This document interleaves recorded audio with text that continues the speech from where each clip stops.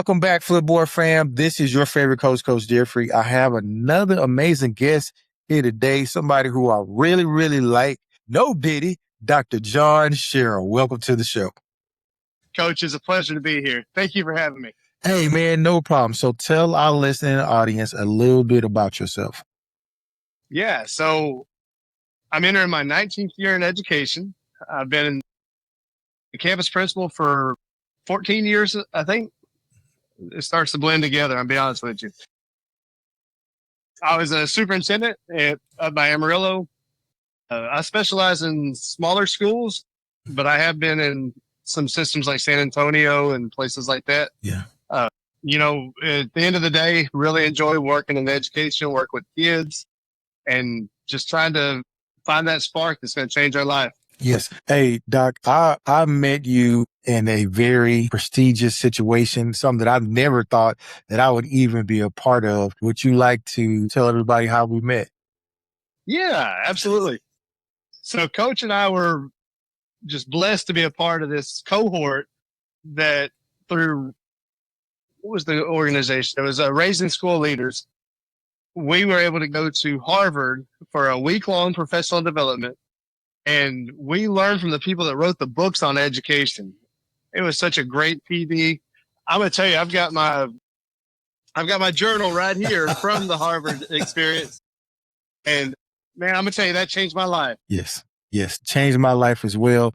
I think besides the people who we are still in touch with today, there's a group chat that a lot of us from Texas went, the Raise Your Hand Texas and the Charles Buck Foundation funded. I want to say about maybe 35 principals from Texas to go to Massachusetts to attend the Principal Center. Life changing for me. I never fathomed that I would be set foot on the campus, but I think what's even better than that was to connect with high achieving educators that were leading in all forms of their district. And it was rural school districts. And that group is an amazing group. Like, you guys do some of the most interesting things in education as principals and school leaders. And so that's why I invited you on, just to toot that horn. Yeah. Well, thank you so much. The only edit I would recommend is it's not you guys, it's us, because you're part of that. Hey, man, I don't really contribute much, man. I just be in there soaking it all up and learning. Speaking of learning, you have a proposal at South by Southwest. Just scrolling on, I think it was LinkedIn, and I said, what? My man is going to go and present at the South by Southwest. So, Doc, let's start off with what made you come to the decision to even share what you're going to share at South by Southwest? Just asking that. Yeah, so, I have 5 kids, and what I tell my kids is do things that scare the hell out of you, and I'll be honest with you, the idea of getting on the stage at South by Southwest in Austin, it's a little intimidating, but just being in education and the system work that I've seen, it's a story that deserves to be told. Mm-hmm. And so I really hope that I do it justice. Yes. Doc, was also surprising, which I saw. Now, you saying getting on the stage at South by Southwest EDU in Austin, and you're doing it by yourself. And I was like, what, my man? Is on stage by itself? Okay. Yeah. I have been blessed to be on a lot of different things. I was at Texas Association of School Administrators. I was a panelist there. I've presented at TASP a few times. Things that are outside the box, kind of even going to Harvard, those things that just scare the heck out of you and jump out there. Take advantage of those, because, we're blessed to be a part of that platform. So if I can use that and I can inspire other people to reach their students and be a blessing to their communities, I'm going to do that. Doc, you have always inspired me from the first day I met you. You was my next door neighbor at Harvard, and you inspired me to just soak it all in and get all that work done. But let's talk about your presentation. We don't have to get into the meat and bones of it, because I actually think what you have to present is something that the state of Texas has been facing and needs to face really in education. So we could talk as people who love the field of education. Let's talk about that. Yeah, absolutely. So, my presentation starts with a story about a young man named Mario. And when I was in the San Antonio system, Mario had some challenges. Just to give you a little bit of a preview, he was a captain on the football team, senior. He was committed to go into the Marines, and he goes out for a coin flip at the bi-district championship, and he collapses on the field. And so we're talking the end of first semester, and when he wakes up, he doesn't remember the last 4 years. And so you talk about 504, you talk about migrant parents and trying to make accommodations and help him. It was such a challenge. It was such a hell to go through at the time, but it helped me vastly in my administrative experience. And it helped me know that kids are worth so much more than a test score. We have to quantify them in that with TEA and those kind of things. But what we're trying to do is we're trying to affect kids and we're trying to change their lives. And Mario's story deserves to be told. Excellent. And then Excellent. Go ahead. And then conversely, I talk about James. And James is a kid that I grew up with. He's actually my cousin. And James is serving time for murder right now. And, he's doing great things, actually. He has turned his life around. He's leading men's groups in prison. But he is a poster child for a system that didn't see him. And so when we see kids, we get a Mario. Mm-hmm. When we don't see kids, we get a James. And we, as educators, have a moral imperative to see the kids. Gotcha. Doc, now, you know what's going on in Texas and in education right now. And just specifically talking about seeing kids and again, I don't want to put you in a box and I don't want you to feel like you have to answer a question. But when we start really talking about education, a lot of what we consider to be education is now turned political. And without getting political about it, like how are you as a school leader to navigate relationships with students and not let the extra stuff get involved? Yeah. Well, Coach, let me start this part of the conversation by saying we received our preliminary scores today. And Grapeland High School, which is where I'm the high school principal, we received our first A ever. Wow. Congratulations. Yeah. Well, man. So I got to put some clapping on that. I'm going to work on it. Yeah. I love it. Congratulations.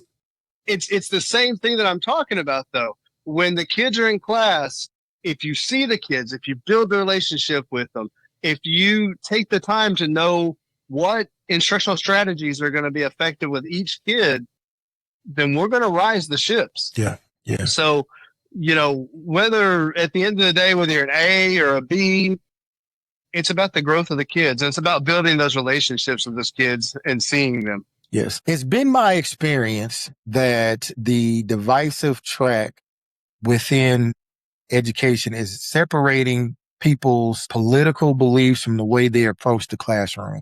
And so they are like, there are certain things that are taking out, like, and you don't have to answer this part, but like DEI is a bad word in education right now.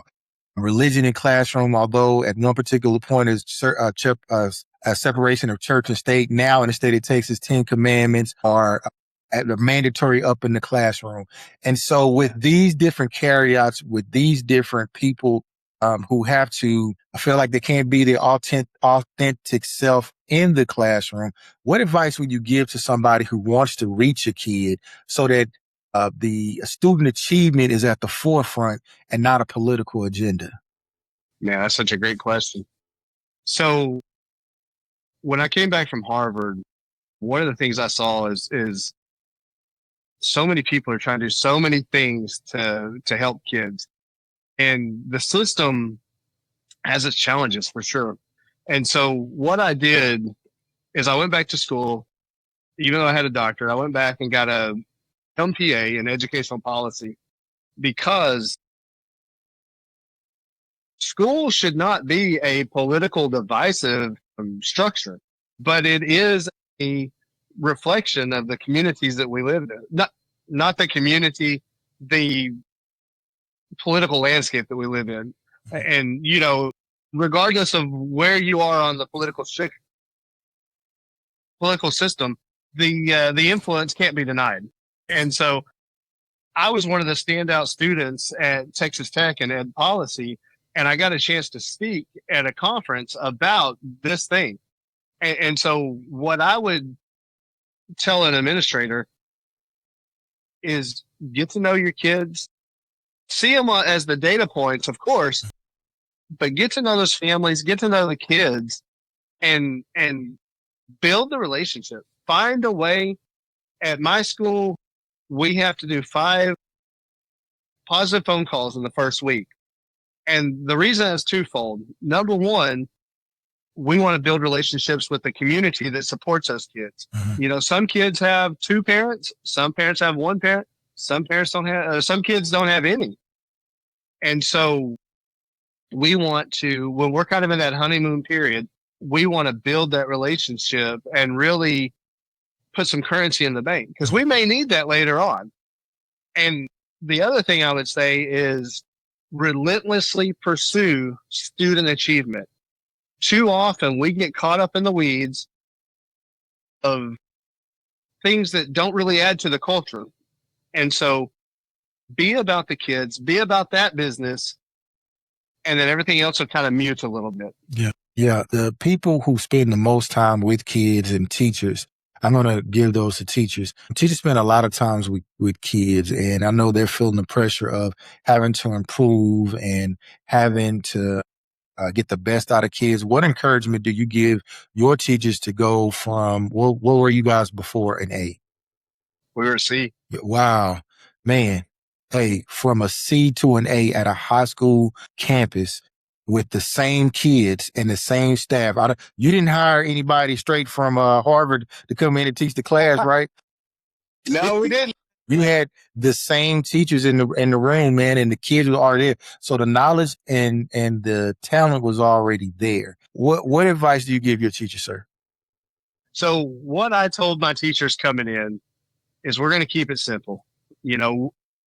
My campus motto is, and it has been at every campus I've been at, above all, student success. And so, what I told the teachers, I'm just thinking back those first faculty meetings, is, guys, we're going to have a plan, because if we don't have a plan, you can't wing it. We're going to look at data, and we're going to look at data a lot.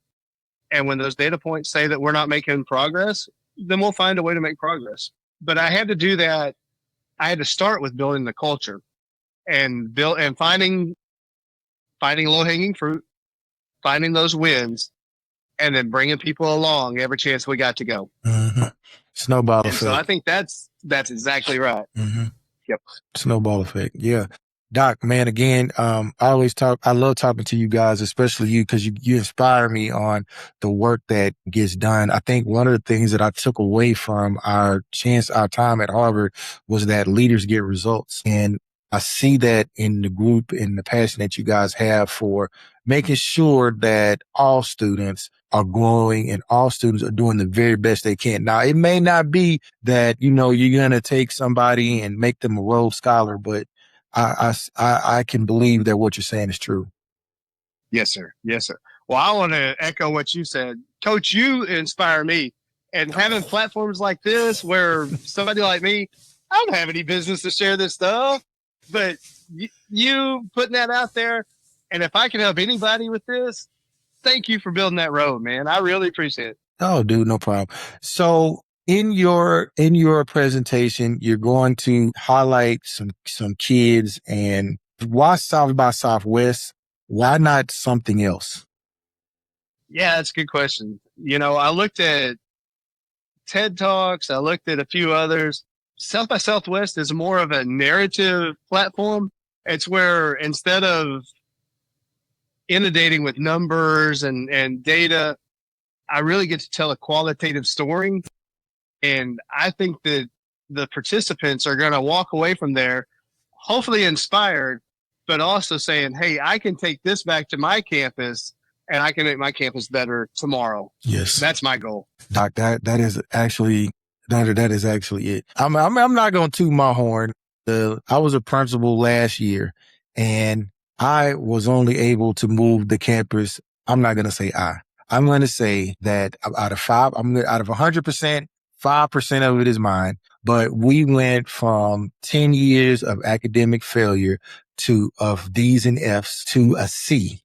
The first time in 10 years that we got to a C. And again, just gleaning off of nuggets from what was dropped in the group of who was saying what, or just the encouragement that's going on. How important is it to have a personal learning network where you can get support and be encouraged when times is rough? Because that's a rough thing. Yeah, man. First of all, I want to say congratulations. You went into a culture where they didn't expect much change. And I'm sure you got a lot of resistance. Yeah. It probably took a lot of arrows, coach. Yeah. And so that's really impressive. And I'm going to tell you this, in this economy, that wasn't the right word. In this environment, learning the game, learning how to play the game, and moving any bit is impressive. So that's incredible. That's incredible. But as far as our group, man, I'm going to tell you, the amount of knowledge and wisdom that we get through those guys, it's phenomenal. It really is. And nothing else, it validates the struggle because somebody else is going through the same thing you are. Yeah. And so having that professional learning community, if you will, mm-hmm. It's like pouring gas on the fire. Yes. Yes, I agree. And you said you've been a principal for about 14 years. I know you've been in education. You said about 20? Yes, sir. Yes, sir. And so within being a part of a high collaborative learning culture, are those things that you seek out throughout your career? Or I know you said do things that scare you, but do you go and build those communities, or do you suggest that people get those communities, or how do you do that amongst your staff in order to keep that student achievement process going? Yeah, absolutely. You know, when you come into a campus, you have to find those that are going to buy into your vision, you know, and I've been really blessed with that. We have some instructional coaches that they just need a little bit of guidance and they took off and ran with it. And so what I could do is I could find instructional priorities and they would roll it out in their professional learning communities. They would go in and do coaching cycles with the teachers. And so they were hearing it from peers. They're also hearing it from me at an administrative level. And when it gels, it works pretty well. Yeah. And I got one other nugget I'll share with you if you got a second. No problem. We got plenty. I love it. So what I would do, I always like to give the students a voice. That's kind of a theme in everything that I do, right? Mm-hmm. And so what we would do is we would focus on something, and maybe it was exit tickets, for example, right? And so we would talk about what an exit ticket looks like, why it's important, why that informal assessment is going to give you some data. And so what I would do then is I would poll the students. It's real free. It's real easy and free. You go through Google Forms. Hey, kids, who's doing a good job with this? This is what we're looking for. And so the kids would tell me, hey, this is going great in such and such class. And what I would do is in the faculty meeting, I would recognize those efforts in front of their peers.